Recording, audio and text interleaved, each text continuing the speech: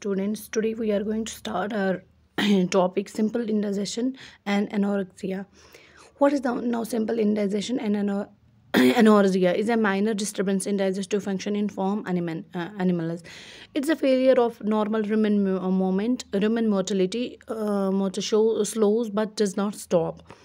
तो जो रुमेन होता है तो उसका जो वर्क होता है, वो जो काम करता है वो कम हो जाता है बट स्टॉप नहीं हो जाता है, और उसमें एक माइनर डिस्टर्बेंस आती है जिसको हम बोलते हैं एनोरेक्सिया जिसको हम बोलेंगे anorexia. It's generally related to abrupt change in the quality and the quantity of the diet. जब मतलब एब्रप्टली चेंज हो जाएगी, एब्रप्ट चेंज आ जाएगी quality and quantity of diet में, तब ये कंडीशन हो जाती है. There is change in human pH जो होता है वो चेंज होता है, जो बैलेंस होता है स्टमक इन एसिड्स का वो चेंज हो जाता है, और रुमिनल माइक्रोफ्लोरा जो माइक्रोफ्लोरा उधर होता है, जो बैक्टीरियाज उधर होते हैं वो चेंज हो जाते हैं, जो हमारे बेनिफिशियल बैक्टीरियाज होते हैं. It is more common in ruminants such as cattle and goats. ये बहुत ज़्यादा रूमिनेंट्स में जो च्यू करते हैं फूड, जो स्टमक में फिर उसको वापस लाते हैं, फिर वापस च्यू करते हैं, तो उन्हीं को हम बोलते हैं रूमिनेंट्स. लाइक काऊ. तो इसमें क्या होता है, काऊ और गोट्स में ज़्यादा कंडीशन होती है. It's a loss of appetite and also occur due to infections. इसमें लॉस ऑफ एपिटाइट होता है, ये इन्फेक्शंस की वजह से हो जाता है, टॉक्सिसिटी और प्रोलॉन्ग्ड यूज ऑफ एंटीबायोटिक्स की वजह से हो जाता है. Ruminants are the animals with a 4 compartment stomach. इनमें 4 कंपार्टमेंट होते हैं स्टमक के, including the rumen. Largest compartment rumen होता है, हनीकॉम लाइनिंग होती है जिसको हम रेटिक्यूलम बोलते हैं, ओमैसम होता है जिसमें मैनी फोल्ड्स होते हैं, और एबोमैसम गैस्ट्रिक कंपार्टमेंट. तो इसके 4 कंपार्टमेंट्स होते हैं. वन इज़ लार्ज कंपार्टमेंट जिसको हम रुमेन बोलते हैं, रेटिक्यूलम बोलते हैं. दूसरे को ओमैसम बोलते हैं जिसमें फोल्ड्स होते हैं, एमोसम. तो इसमें गैस्ट्रिक कंपार्टमेंट्स हम बोलते हैं. Micro organisms living in the rumen allows ruminants to digest the fibrous components of feed.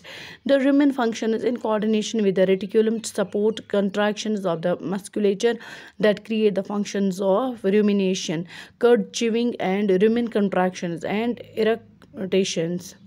इरेक्टेशन होता है गैस रिलीज़ करना. जो रुमेन फंक्शन होती है ये रेटिकुलम के साथ इन कोऑर्डिनेशन में क्या क्या करती है, तो वो क्रिएट करती है functions of rumination, cud chewing, rumen contractions and eructations, gas release.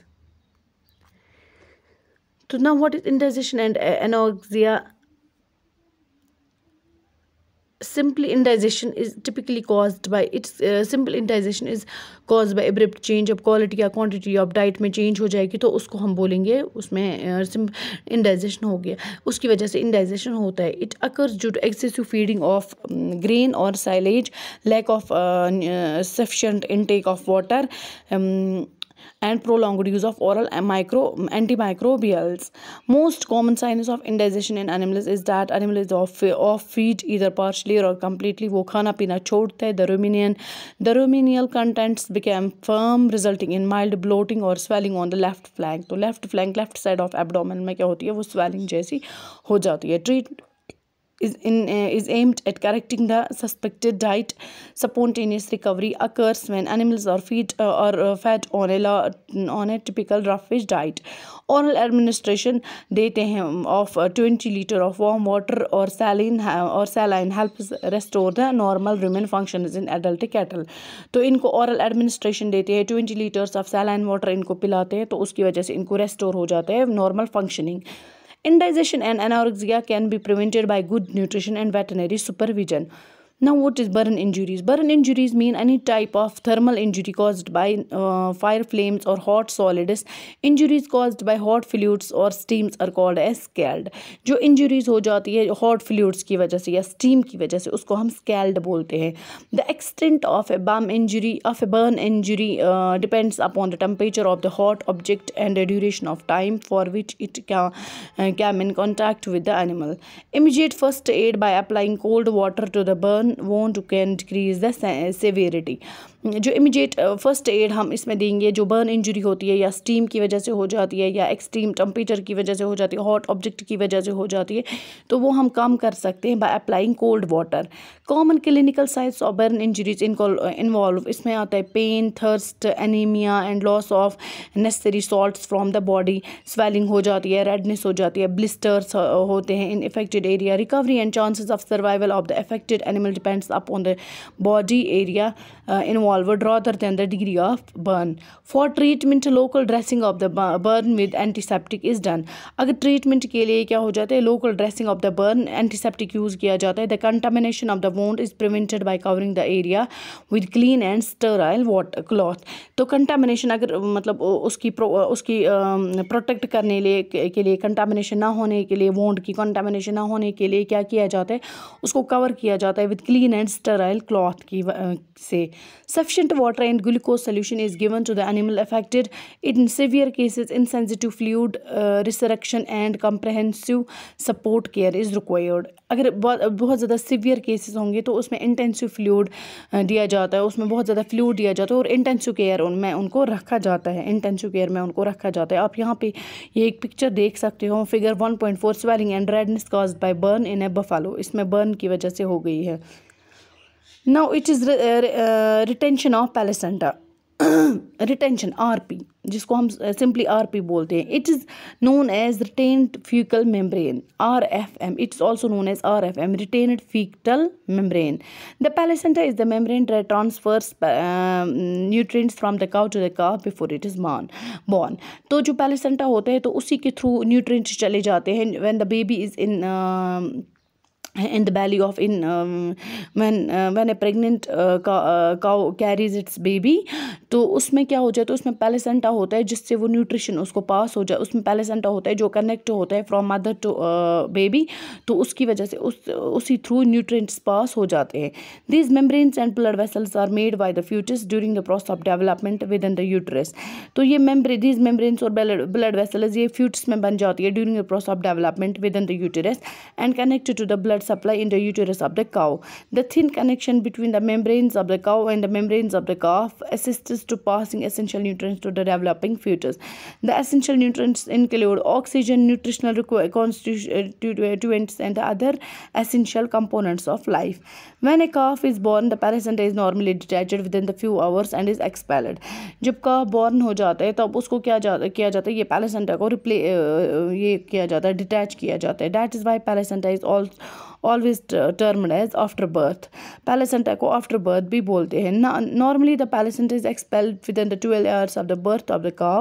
If it is not expelled within, it is termed as retained placenta. अगर ये मतलब नॉर्मली क्या हो जाता है, ये 12 आवर्स तक ये रिटेन किया जाता है, उसके एक्सपेल किया जाता है.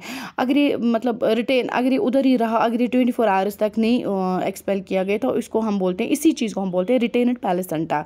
The associated sign of retain or hanging fitted membrane and foul smell discharging from vulva. The retention of placenta should be examined by the veterinarian and treated accordingly. तो ये examine हो जाता है अच्छे से by veterinarian, तो वो उसको अच्छे से examine करता है, वो इसको अच्छे से देखता है. अगर ये properly treat नहीं किया जाता है तो इसकी वजह से जो health reproductive function of cow पे ये इफेक्ट करता है फिर बाद में. There are many predisposing factors leading to retained placenta. These include micronutrient imbalance, vitamin और mineral deficiency होती है, history of previous milk fever, dictosia होता है, combined and unhygienic calving होती है. thus PR और RP retained placenta और retained fetal membrane, इसमें क्या हो जाता है, ये जब काऊ में ही रह गई तो इसकी वजह से क्या हो जाता है, ये इफ़ेक्ट करती है काऊ की ओवरऑल रिप्रोडक्टिव हेल्थ पे या मिल्किंग कंडीशन पे. और can be provide supply of correct nutrient, इसको करेक्ट न्यूट्रिएंट्स दिए जाते हैं और इसको मतलब प्रॉपर न्यूट्रिशन मिलता है और क्लीन ड्राई एनवायरनमेंट इसको मिलना चाहिए ताकि ये कंडीशन अवॉइड हो सके. Now what is abscess? And abscess is a tender and swollen mass filled with पस। एक एब्सेस होता है जिसमें एक स्वोलन मास होता है, एक फोड़ा जैसा होता है जिसमें पस भर के मतलब पस भर के होता है। Usually caused by bacterial infection, bacteria की वजह से ये इन्फेक्शन कॉज हो जाती है। It generally surrounded by the area of skin which colouration when colouration ranges whose colouration ranges from pink to deep red. इसका जो कलर होता है वो pink to deep red range करता है। Abscesses can develop anywhere in the body, ये कहीं पे भी बॉडी में आ सकते हैं एनिमल की बॉडी में। Skin abscess grows bigger with a harder mass, जो स्किन एब्सेस होता है वो बड़ा बन जाता है with a harder mass, hard बन जाता है और बड़ा। With in 4 to 8 hours the centre of the tip of the swollen will became soft, जो सेंटर होता है वो सॉफ्ट बन जाता है, तो इसमें मतलब राइप हो जाते हैं और इसके it could be drained and treated by veterinarian. ये ड्रेन किया जाता है, इसमें जो पस होता है वो ड्रेन किया जाता है। जब इसका टिप्स काफ़ी राइप हो जाए तो ये एक वेटरनरियन इसको ट्रीट करता है। Broken horn, now what is broken horn? The fracture of horn may be caused by a blow or by striking the horn against a hard object like wall or other solid structures। Horn को जब एक blow आ जाता है या strike हो जाता है किसी हार्ड मटेरियल से, किसी दीवार से या सॉलिड स्ट्रक्चर से, तो उसमें एक फ्रैक्चर आ जाता है, तो उस चीज़ को हम बोलेंगे broken horn. The horn fracture may be complete और इनकम्प्लीट, या तो ये फुली कंप्लीट होगा फ्रैक्चर होगा या तो इनकम्प्लीटली फ्रैक्चर्ड होगा। The horn may broke at the base, in its middle part और at the tip of horn. Horn core is full of blood and vessels and nerve. जो horn होता है इसमें काफ़ी ब्लड वेसल्स होती है और नर्व्स होती है। Any major injury in the horn can cause severe bleeding, तो इसमें अगर मेजर कोई भी इसमें काफ़ी इसमें हो गया क्या इसको बोलते हैं, इसमें अगर हॉर्न्स इंजरी हो गई तो उसमें सीवियर ब्लीडिंग हो सकती है। A broken horn is very painful for the animal, ये काफ़ी पेनफुल कंडीशन होती है एनिमल के लिए। Therefore such animals is are treated immediately to relieve it pain and stoppage of blood. इन एनिमल्स को जल्दी से ट्रीट करना चाहिए ताकि इनको रिलीव हो, पेन से रिलीफ मिले और स्टॉपेज ऑफ ब्लड, और ब्लड भी स्टॉप हो जाए। Thanks for today. इंशाल्लाह tomorrow we will do its assignment. इसके क्वेश्चंस कल हम एक्सरसाइज करेंगे। इसकी जो एक्सरसाइज है ये हम सारी इंशाल्लाह कल कंप्लीट करेंगे। तो दिस इज़ फॉर टुडे।